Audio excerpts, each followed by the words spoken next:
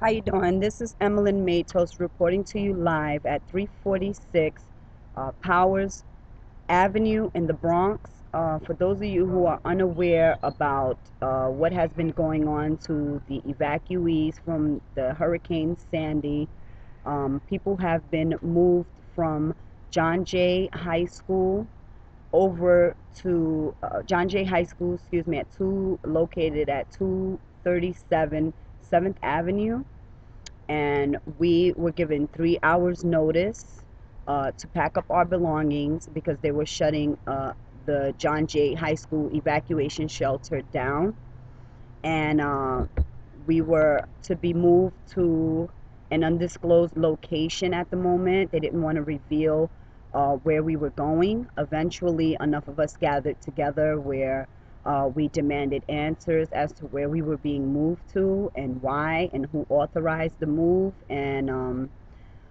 eventually, we got some answers. So we were told that we were going to be moved to the Bronx. It wasn't until the buses arrived that they actually gave us the exact address.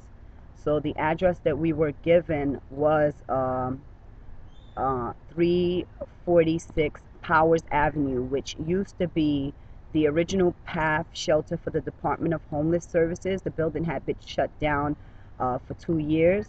We were told that John Jay High School was being shut down because there was a viral infection going on. We see no one from the CDC, the Center for Disease Control, come in and shut down the shelter because of this viral infection. And also, the people who were sick were also the people who were transported on buses along with us to the new location, which is again at 346 Powers Avenue in the Bronx. 346 Powers Avenue, to the old PATH shelter. We were told that the PATH shelter was cleaned out and everything in there was new and disinfected and things of that nature. However, when we got here, it wasn't. It wasn't cleaned out, and we were put in rooms with no locks. We were given curfews, as well as there was there was no sanitary precautions taken. Uh, the rooms still were left as they were when it was open 2 years ago for the people that were homeless. Now, we are not homeless because we chose to be homeless. We are homeless because we are victims of the disaster. A lot of people have lost their homes and their jobs and their whole lives. Uh, so we're reaching out to the people that's still here at the shelter. We have camera crews that will be coming down here from New York 1, and also camera crews coming down here from Channel 12 News. I don't know if anyone reached out to any other news or camera news stations or newspapers. I've been working diligently until 4 o'clock in the morning to reach out to any available camera crews that would be able to come down here and seek answers as to what is going on and why is the shelter being closed. We signed intake packets that were at least 20 to 25 pages long that stated that we're to be here anywhere from 3 to 6 months. From there, they told us that we had to have our children be transferred over to the schools over here in the Bronx. And then a day later, they advise us with 3 hours notice that we all need to pack up our belongings and leave.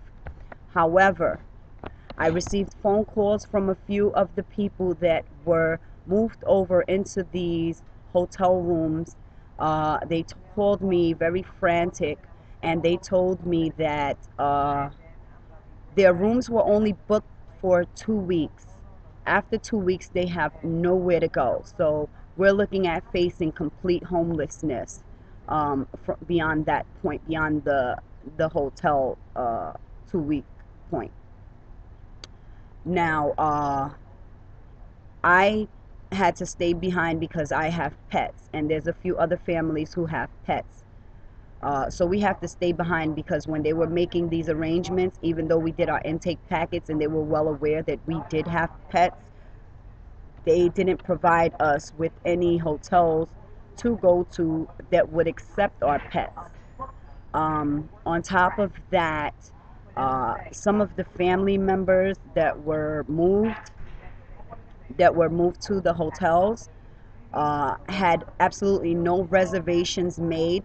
So there was a busload of people that had to return back to the shelter with nowhere to go.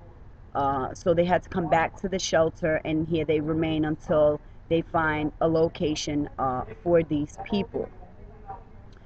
I'm reporting to you because we've exhausted all of our assets. We've reached out to many different channels, assembly people. We reached out to news people, newspaper people, reaching out for help. We've called 211, we've called 311, we've called FEMA. No one has given us any type of answers as to what is going on. There's a lot of people that are frantic. They're very scared. They don't really know what to do. I don't know if people are aware of this, but if you transfer your children 3 times from out of school, uh, basically you're going to have yourself an ACS case. So they're actually putting us in danger and our children in danger, not to mention the traumatizing effect that it's having on our children and on our pets. Um, Something needs to be done. Our voices need to be heard. We're human beings. Even animals have rights. If you throw an animal out onto the street and someone calls ASPCA on you, then guess what? You get arrested. Meanwhile, families are being tossed out into the street that were not homeless prior to the disaster, and yet we're being tossed, moved around like cattle, and there's absolutely no one that we can call. I've called 911 myself. Other people have called 911. They're saying there's nothing that we can do. However, that is a lie. There has to be something that can be done. Our rights are being violated. We are under federal we are under federal bylaws. Um, we are evacuees, and we have rights, and they've violated almost every right that we have. And this is unfair. You know, we're human beings. Our voices need to be heard. People need to know what we're going through. We have been through so much already. I mean, enough is enough. Why is this happening to us? We didn't ask this to happen. We didn't ask Sandy to come and take away our homes. We didn't ask this, but yet we're suffering. We're being moved from place to place. And no one is helping us. No one is telling us anything. They're just giving us 2, 3 hours notice, and we have to jump up and pack up all our belongings and leave. We have people here that were giving clothing from John Jay High School or whatever high school that they came from to come to this shelter. We have some belongings that we have been able to salvage from out of our apartments to bring with us.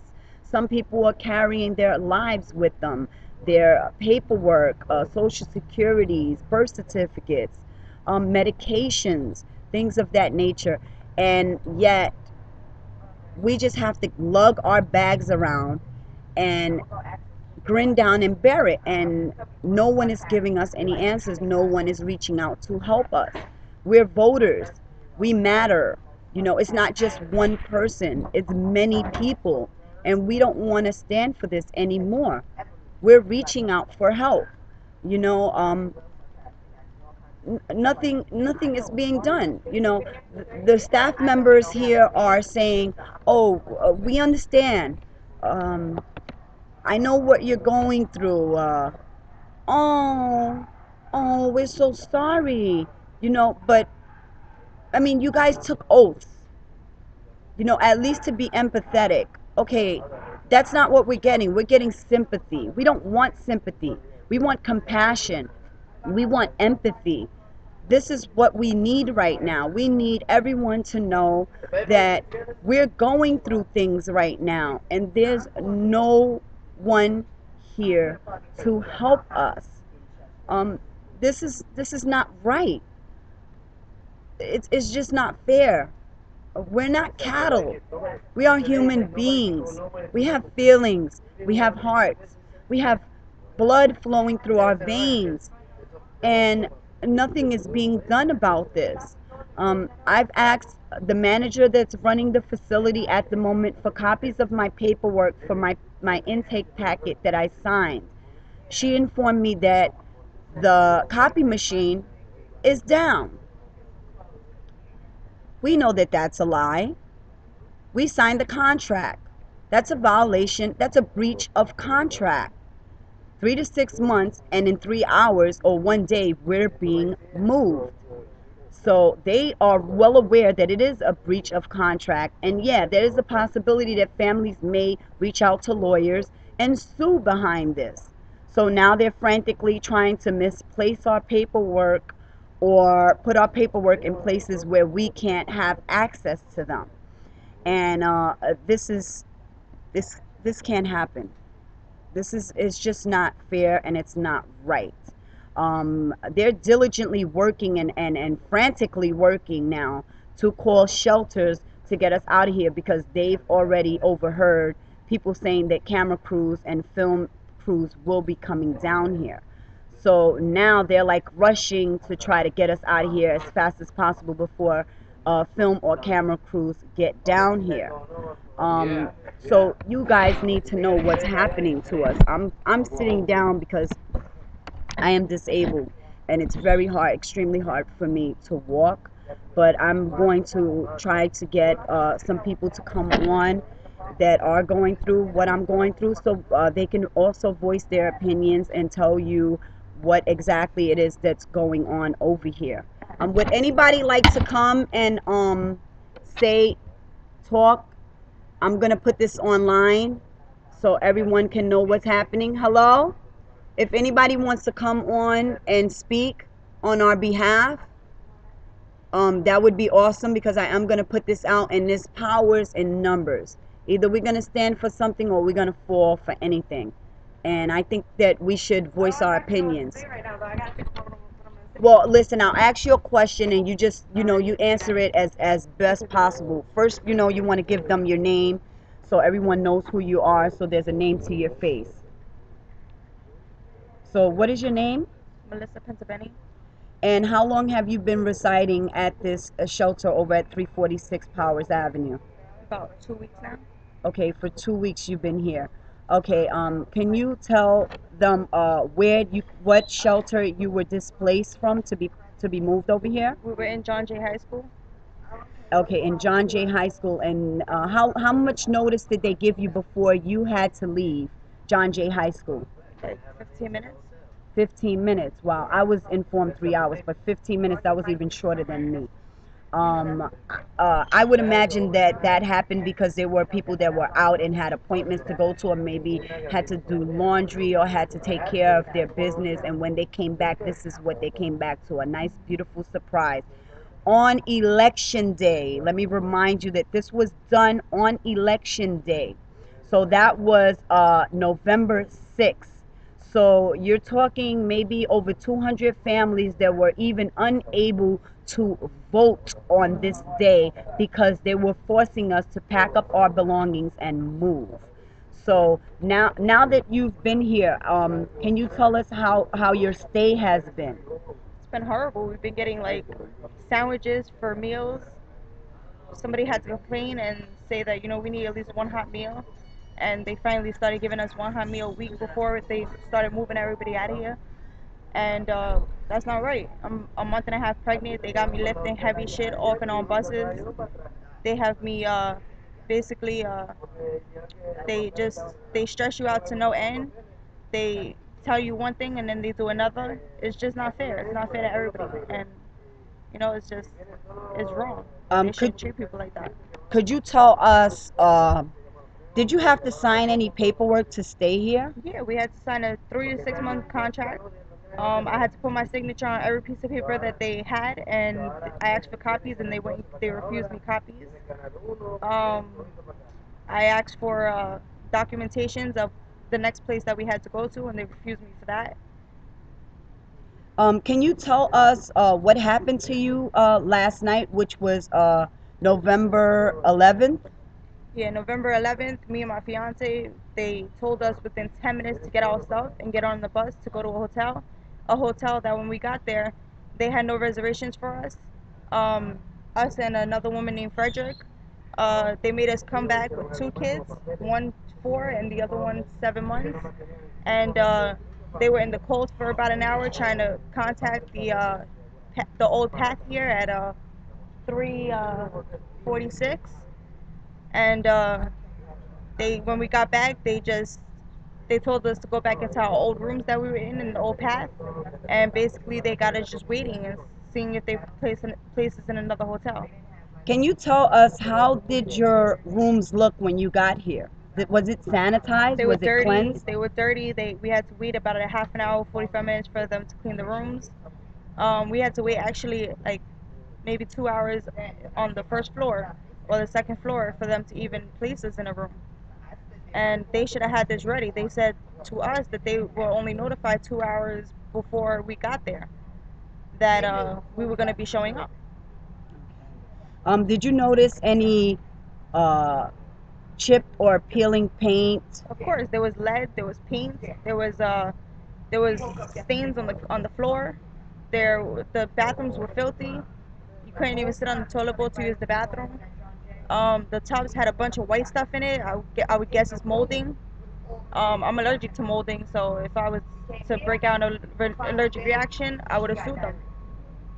Okay, could you tell us, were you provided keys to your own room? No, we were not. When we got here, we had gotten in room 364, and the door is broke. We had to sleep with the door unlocked. Every time we leave, our stuff is there. It's unlocked. Anybody could just go in there and take our stuff. Okay, were you aware that there were people's belongings that had come up missing or were stolen in the facility? Yes, I was aware of that. They came and checked our room. I believe they checked everybody's room, and I don't believe that they even came up with the stolen item. I think they just left it as it was stolen. Okay. Was that the New York City Police Department that came in to check in people's rooms? No, it was not. It was the company here, DHS. DHS. Okay, so they sent DHS officers into your Not rooms. even officers. They were just regular volunteers. Okay. They weren't even nobody. They weren't even supervisors or.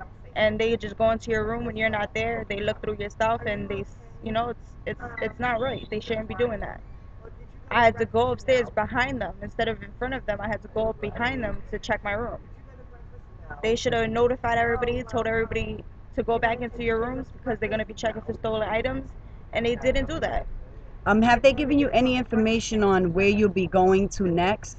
They haven't. Yesterday, when we came back off the bus from a hotel that we had no reservations for, they had us just go back to our old rooms. They gave us no documentations. They gave us no information. They just told us that we have to wait until tomorrow. Okay. Thank you so much for your You're time. very welcome. That's just one person. However, I have a list of over 20 names, maybe about 22, and this young lady actually went around the shelter to gather those names and telephone numbers, just to make the public aware of what's going on here. I'm at 346 Powers Avenue, located in the Bronx. It's the original Path Center, the original Path Shelter, excuse me. And there are many family members who have been placed here, signing 3 to 6 months contracts, stating that they will have a place to stay until they're able to either return to their homes or find a new place to live. Um, Now, again, I just want to stress the fact that there's nobody out here to speak on our behalf. We're being kept in the dark about what is going on and why is this happening to us. as we are victims of a natural disaster. And we're not homeless people from off the street. You know, we have families here with children, you know, with pets, with some belongings that they came from home, with belongings that they went back to their original homes, that they could possibly salvage from their homes and bring. And these family members came back yesterday to a nice surprise of you're being moved to a hotel in an undisclosed location with absolutely no knowledge to, you know, what's being done. How long is their stay? What's the process after their stay is over? Who's mediating this? Who's here to give us any answers? No one wants to tell us, and this is not right. I have another person here that would definitely benefit by speaking. Um, he has been working diligently along with me, reaching out to city officials and news camera crews and things of that nature to let the public know and to let you all be aware of what is happening to us. Okay, so I'm going to put him on. Would you like to talk, sweetie? Okay, can you start off with just telling us your name? Yeah, hi, my name is Alexander Vargas. I'm a evacuee at 346 Power. Um, Yesterday we were very upset because the simple fact that these people come and tell us they're gonna move us. After they come and say that they're gonna move us, they come and bring us right back. They're doing things that if they don't know what job they're doing, what are they taking the job for? You know why? Because the federal government are putting money on the pocket, and they just want to pocket the money. Now they come and say, it is later on today we're gonna be removed from here, and they got extra security here. But one thing I would like to let them know, I got the people and chill bites. I got the note here, the fatigue closed, and you can see the note. Beware of the dog, she bites. Anybody who get close to that dog, she gonna bite, and if anybody get close to me, she gonna bite them. We would like to see if you can give us some kind of help, to see if you can bring anybody that can help us up at 346 Power in the Bronx. We will appreciate any help. We're trying to reach out to FEMA. We're trying to reach out to government agencies. Nobody trying to help us. We didn't went to sleep last night and too late last night because they got all our friends and family and people out there not wondering where they were gonna stay last night. You know, these people here, they don't know what they're doing, and they got titles and everything. When we come to them, I don't know, I don't know. So why you took the job then? If you don't know what you're doing, you know, we appreciate if you can send any kind of help down here so they can see us. They got the American Red Cross. They cannot do nothing because this is not the state that they can do anything for us. Now, all the other states, they're getting help. Why we not getting any help? We're trying to reach out to y'all to see if y'all can help us. So please try to send somebody out here to help us. Thank you, sir. Thank you. Again, this is Emmeline Matos reporting to you live at 346 Powers Avenue. I am not an actual reporter. I am also a resident at this shelter. Um, just to recap, they are moving us. They've moved at least over 200 people, families, out of this shelter with 3 hours notice, and with no information on where we're being moved to. And I received several phone calls from some of the people at the shelters that were very frantic because they revealed to us that their hotel rooms were only booked for 2 weeks. After that, who takes over? What happens? Where do they go? They have no one. No one is reaching out to help us. You can call FEMA, you can call 211, you can call 311. No one has absolutely any answers for us. Again, we're frantic. We're reaching out. We need help. There's powers in numbers.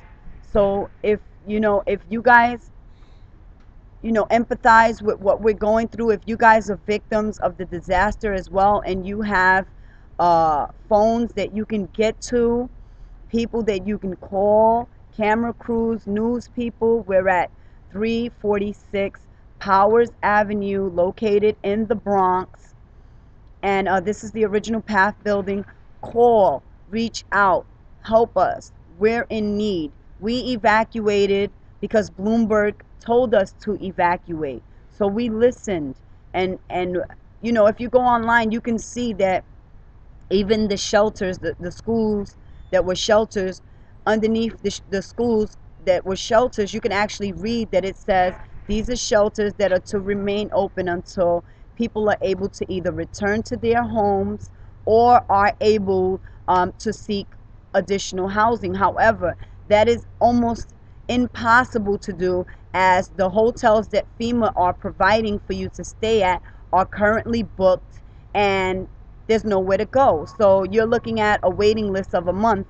But meanwhile, where are you going to go from there? What are you going to do? You've had some families that were so fed up with what's going on that they actually went back to their disaster-ridden homes to live with the water and the fish that may be floating in their apartments and the mold that's in their homes. This is not good. They're being put in hazardous and dangerous situations because they feel like there's no hope. No one is there to speak on our behalf. No one is there to help us. There's absolutely no one. So what is being done to help us, people of the disaster, taxpayers, people who own homes, who've lost their jobs because their jobs have been wiped out? These are people coming from Far Rockaway, people that are coming from Coney Island, people that are coming from Red Hook, Brooklyn. What is going on? No one is helping us. So I am trying to reach out to as many people as possible that are listening. If you have a caring heart, if you hear what I'm saying and you understand, and I don't mean that you're just listening, I mean that you can hear what I am saying, you know, we need your help. To God be the glory. We serve one God, all of us. We all bleed the same color blood. We're all humans. I'm doing this for everyone, for anyone, because we are all brothers and sisters. So we need you to come forth and help us. If there's any volunteers out there that have been volunteering for the Red Cross or have been volunteering to help people of the disaster, we're reaching out to you. Please, all you people that donated clothing, that donated money, that donated your time, your hearts, and caring for us and trying to help us, we're reaching out to you because they've left us in the dark and now we have to leave. We have nowhere else to go. They're sending us to shelters that are only providing us with 2 weeks. Once you're there for 2 weeks, you have nowhere else to go. So we need your help. We're reaching out. My cell phone number is 718-355-1830. If you wish to call me, to speak with any one of us, if there's any news people out there that see this message and want to reach out to us, please call me. My name is Emmeline Matos, and I'm reporting to you live at 346 Powers Avenue in the Bronx. Please call me 718-355-1830. We have pets here. We have children here. We have our lives that we have packed up and salvaged from our homes. We have bags with us. I mean, when I say bags, I'm talking anywhere from 15 to 20 bags with our belongings. We're reaching out for help. We need help. Please come and help us, or make phone calls. If you can't come down here, it's okay. Make phone calls for us. Let them know that you hear our plea. Let them know that you empathize with us. Don't sympathize. We don't want to hear, oh, I'm so sorry for you. That's not what we want to hear. We don't want no one to be sorry for us. We want you to empathize and have some compassion and feel what we're going through. Don't understand it, just feel it, because you can't understand it if you have a house to go to. We don't. So we want you to understand that this is what we're going through. Please, we're pleading for help. Please help us. Again, this is Emmeline Matos reporting to you live from 346 Powers Avenue. We need help. Thank you.